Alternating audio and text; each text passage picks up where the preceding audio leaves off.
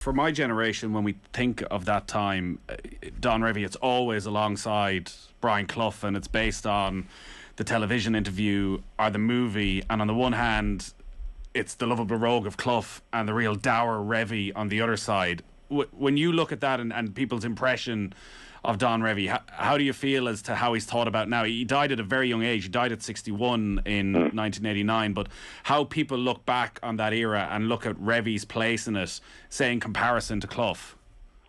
Well, first of all, he wasn't dour at all. He had a great sense of humour. Right. He was great with the lads. You know, he was. I think he always did what he could for the lads at a time when clubs weren't decent to lads.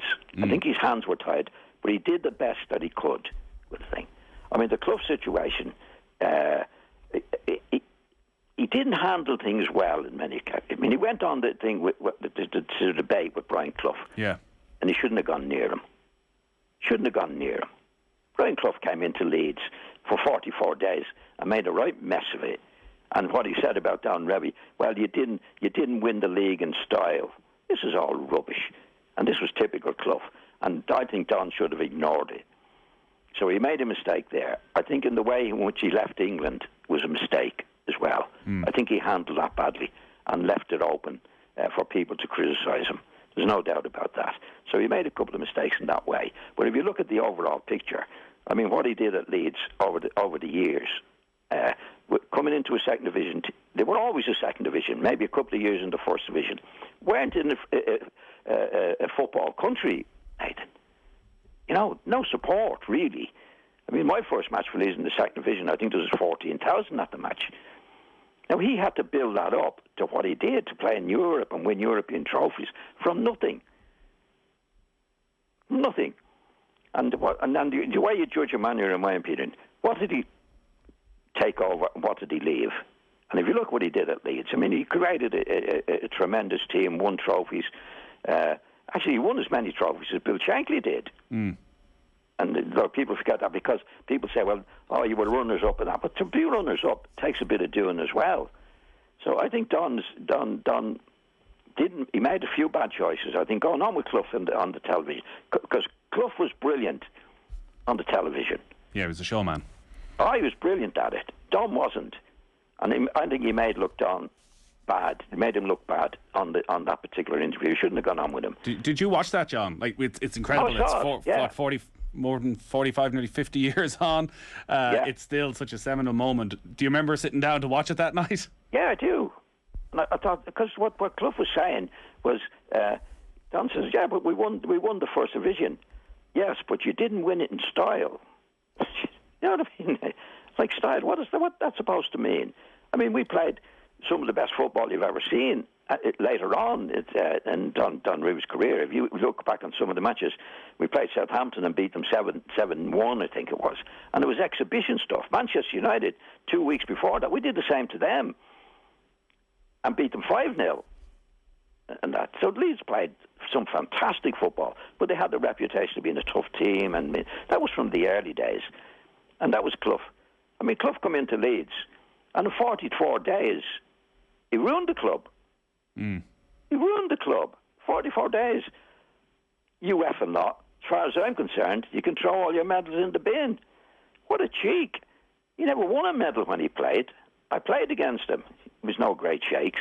And he's telling us, Norman Hunter, if you'd have been a dog, you'd have been... Eddie Gray. If you'd have been a horse, you'd been put down years ago. This is from a fella, Eddie Gray, brilliant player who had very bad luck with injuries. Norman Hunter, you're a dirty so-and-so. And I know you'd love to be loved, wouldn't you? Norman says I couldn't give an F. On to me, Irishman. Yeah. All of us. This is the first meeting with a team that had just won trophy after trophy and just finished winning the league. And he's going on telly to tell Don Revie they didn't win the league properly. John should have totally ignored him. He lost it 44 days and he was gone. Clough.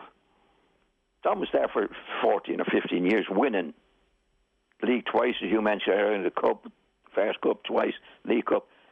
Great career in it. To be listening to Clough, big mouth. It's very sad that he died at such a young age, and motor neuron, I think just 2 or 3 years after he had finished up in management. Did you stay in touch during that time?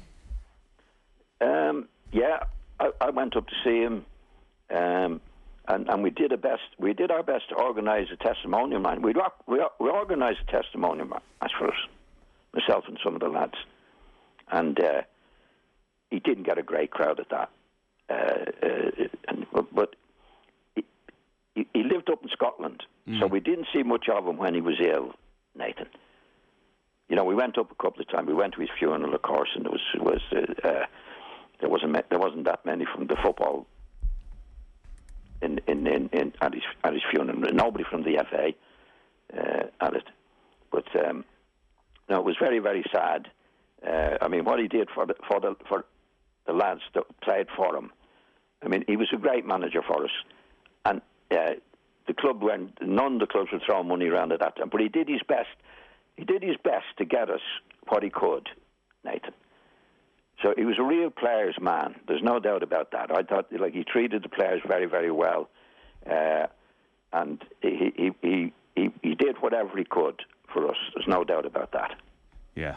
It's incredible that no one from the FA turned up at his funeral. I think at the time there was reports that the FA chairman had sent letters to every club saying never to give him a job in English football again. Yeah. And I know, listen, there were various different allegations and things in those latter years about his relationship with the FA, but for nobody to turn up at his funeral from English football, considering what a giant figure he was in the English game. They treated him very badly. The FA crowd, what a mob they were, horrible mob, and he did the best, what he considered to be the best for himself at that particular time. It didn't work out well going abroad and that.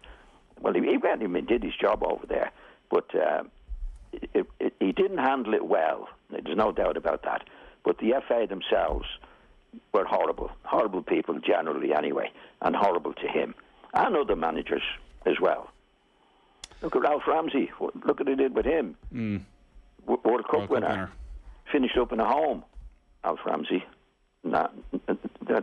These are all things that we don't want to be talking about them now, but the football managers and football people were very badly treated, Nathan, up to fairly recently, where there's an independence now for the players financially to do whatever they want, and that's good. Yeah, I suspect it's going to be good. But in Don Revie's day, he didn't have the advantage to do what some of the lads can do today. I suspect it'll be a common theme, John, over the next few weeks when we are talking about the managers of that era and how they were treated when they left their clubs. But listen, it's been brilliant to talk about Don Revie and to spend the last sort of 40-45 minutes as to what sort of character he was and how important he was in your career. Very important. I think he was one of the great managers, Nathan, to do what he did at a period where, or a situation in Leeds, Leeds was a cricket area and a rugby league area, and he turned them into one of the best soccer centres in the world, really. And you can see the even to this day, the support at Leeds and the passion of the Leeds supporters. Well, Don Revie created that, and it's continued since Don was there.